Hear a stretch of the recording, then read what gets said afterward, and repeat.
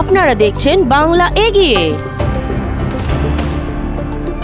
জাতি ধর্ম নির্বিশেষে রক্ত দেব হেসে হেসে, এই মানবিক স্লোগানকে পাথেয় করে মুখ্যমন্ত্রী মমতা বন্দ্যোপাধ্যায়ের অনুপ্রেরণায় রাজারহাট গোপালপুর বিধানসভার বিধায়িকা অদিতি মুন্সির উদ্যোগে ও দমদম ব্যারাকপুর সাংগঠনিক জেলা তৃণমূল যুব কংগ্রেসের সভাপতি দেবরাজ চক্রবর্তী মহাশয়ের তত্ত্বাবধানে রক্তদান কর্মসূচির 20তম এক ব্যতিক্রমী শিবিরের আয়োজন করা হয়।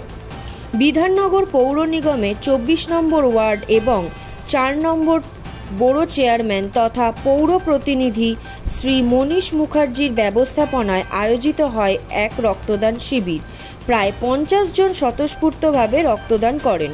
উল্লেখযোগ্যভাবে নতুন প্রজন্মের তরুণীরা, বিশেষত 20 থেকে 21 বছর বয়সীরা এই কর্মসূচিতে বিশেষ আগ্রহের সঙ্গে অংশগ্রহণ করে থাকে।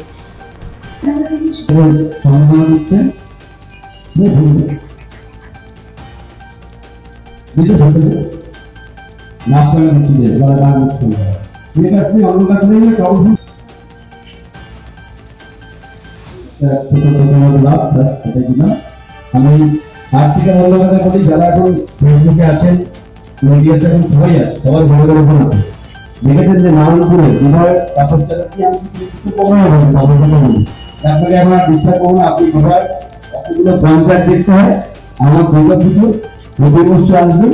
আরেকটা আমাদের সমুদ্র আমাদের যেটা আমাদের হ্যাঁ তুমি আমাদের আচ্ছা এটা দেখুন, এটা ভালোবাসার কাজ।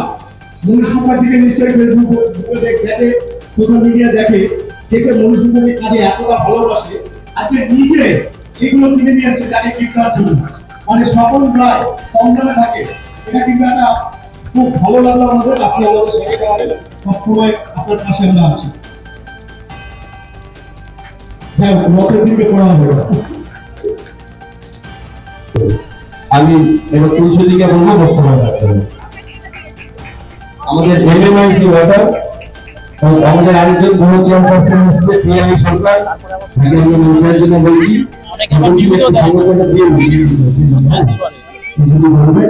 ধন্যবাদ। আমাদের এই রক্তদান শিবিরটা দেখুন, যে কোনো সমস্যা যদি কোথাও কোনো অন্যায় হয়, কোথাও কোনো স্টাফ না হাজির করে, কোথাও কোনো প্রথমেই বলবো রাজারহাট গোপালপুরের বিধায়িকা অদিতি মুন্সিকে অনেক অনেক শ্রদ্ধা, নমস্কার। এবং আমাদের যুব সমাজের আইকন দেবরাজ দা, তারা যে এত সুন্দর ভেবেছে, প্রত্যেকবার তারা করে থাকে 1 মাস ব্যাপী রক্তদান। এর মহতি উদ্যোগ হতে পারে না, 1 মাস ব্যাপী একটা বিধানসভায় রক্তদান। আর আজকে মনীষদার ওয়ার্ডে মনীষদা আমার অত্যন্ত প্রিয় মানুষ, খুব কাজের মানুষ, কাজের মানুষ, সারা বছর মানুষের পাশে থেকে কাজ করে। আমি নতুন জনপ্রতিনিধি, আমি মনীষদার মতো লোকেদের থেকে আমি কাজ শিখি। সারা বছর খেলাধুলা, রক্তদান, সামাজিক দায়বদ্ধতা এবং সব থেকে বড় কথা প্লাস্টিক বন্ধ। এটা 24 নম্বর ওয়ার্ড, এটা মডেল ওয়ার্ড হয়েছে। মনীষদাকে আমার অনেক শ্রদ্ধা, আমাকে এখানে আমন্ত্রণ করেছেন। আমি এখানে এসে আমার খুব ভালো লাগছে, গর্বিত।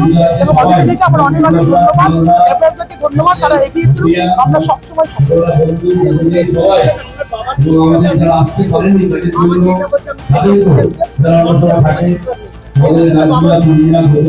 আমি মুখ্যমন্ত্রী মমতা বন্দ্যোপাধ্যায় অনুপ্রেরণায় দল করি এবং বাবার দেখানো, বাবার আদর্শ, বাবাকে দেখেই আমার রাজনীতিতে আসা।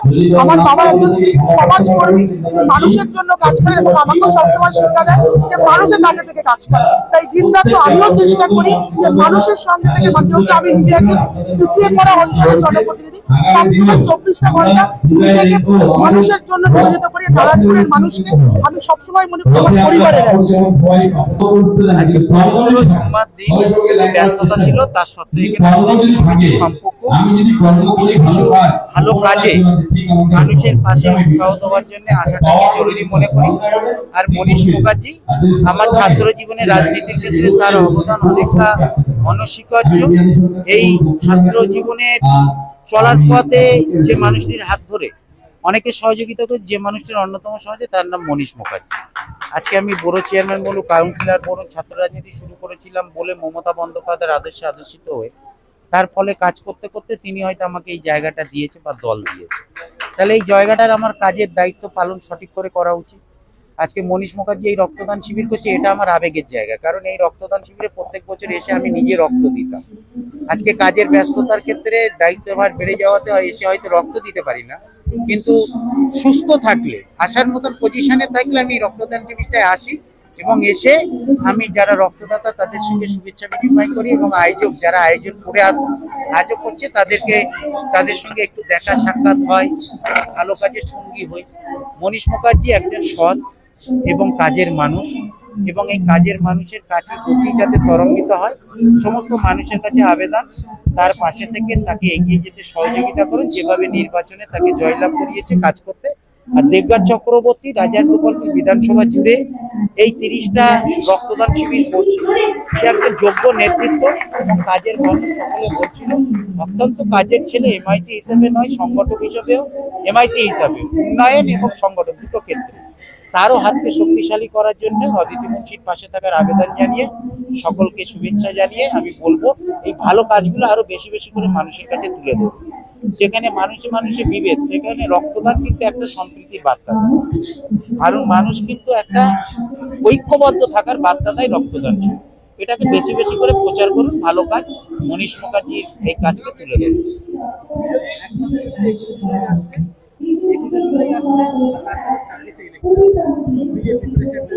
দেখুন, ইলেকশন থাকুক আর না থাকুক, মমতা বন্দ্যোপাধ্যায়, তৃণমূল কংগ্রেস, আমরা মমতা বন্দ্যোপাধ্যায়টাকে যতই ঝড় বৃষ্টি যাই হোক না কেন, একমাত্র কোভিডের সময় একবার হয়তো মনে হয় ভার্চুয়াল হয়েছিল, বাদ বাকি আমরা কিন্তু সকলে 21শে জুলাই যাবো। এটা আমাদের শহীদ দিবস, সেটা পালন করবো। 26শে ইলেকশন আছে বলে না, আমরা প্রত্যেক বছর করি, এবছরও করবো। হ্যাঁ, এবছরে মেগা 21শে জুলাই হবে। শহীদ সমাবেশ থেকেই বিজেপি সিপিএম সকলের বিরুদ্ধে মমতা বন্দ্যোপাধ্যায় 2026-এ কিভাবে আমরা এগোবো সেই নির্দেশ দেবে বাংলার মানুষ, ভারতবর্ষের মানুষ তাকিয়ে থাকবে।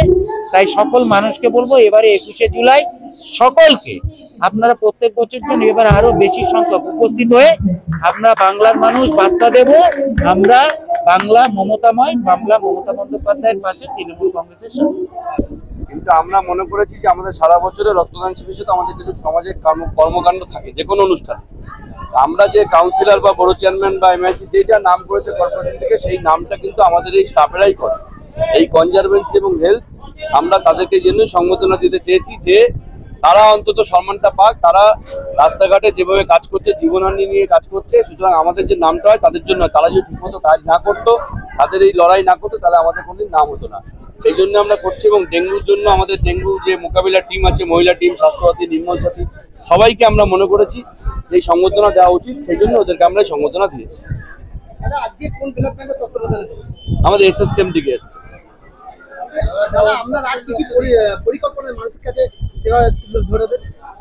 না, পরিকল্পনা তো অনেক আছে, পরিকল্পনা প্রতি মুহূর্তে আমাদের আছে। আমাদের অনেকগুলো পরিকল্পনা কাজ অলরেডি চলছে।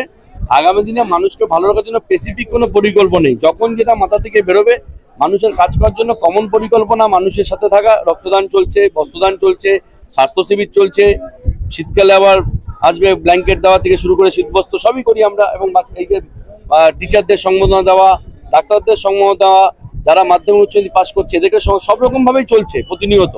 তারপরেও যখন আবার মাথায় থাকে কখনো নতুন করে কিছু পরিকল্পনা করলে মানুষের যাতে কাজ হয়, ভালো হয়, খেলা চলবে, পিঠে বলি উৎসব চলছে, সবই আছে লেগে। সারা বছরই প্রতি মাসেই মোটামুটি কিছু না কিছু আমাদের অনুষ্ঠান চলছে। আগামী দিনে আবার কোনো কিছু ভালো বেরোলে সেটাকে আবার অ্যাড হবে, চলবে।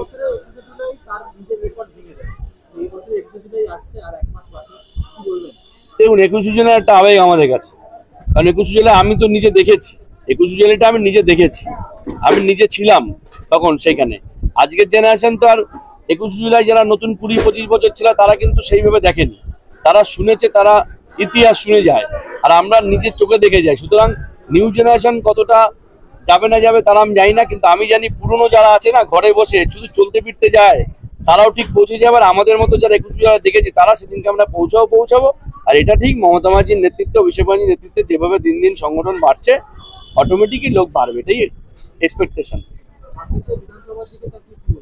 কিছু বলে লাভ নেই, আমাদের বিধানসভা সিট বাড়বে, 200-র উপর আমরা সিট পাবো, 100% গ্যারান্টি আছে, 100% গ্যারান্টি। রক্ত অ্যাকচুয়ালি এগুলো টার্গেট থাকে, আমরা কারণ একসাথে যেহেতু প্রতিদিন চলছে খুব বেশি রক্ত আমরা দিইনি। আমি 50 জনকেই করেছি, কারণ আমাদের 2 মাস আগে এখানে আমাদের মন্দির রক্তদান শিবির হচ্ছে, আবার আমাদের একটা ক্লাবে আছে। সুতরাং রক্তদানের কম্পিটিশনে গিয়ে লাভ নেই, কারণ এই সময় সারা রাজ্যের জুড়ে রক্ত হচ্ছে, তো এখন রক্তের ক্রাইসিসে থাকবে না, আবার একটু পরের দিকে ক্রাইসিস, তখন আবার আমরা বাড়াতে পারি। অনেকে এসছে, আমরা দিতে দিইনি, কারণ গভর্নমেন্টে তো বুকিং করলে আর থাকে না করলে 100 জন কোনো ব্যাপার না, করা যায়, কিন্তু আমরা কম্পিটিশনে যাচ্ছি না এই কারণেই যে সব ওয়ার্ডেই প্রতিদিন হচ্ছে, এত রক্ত দিয়ে এই মুহূর্তে কি হবে। দেখতে থাকুন বাংলা এগিয়ে।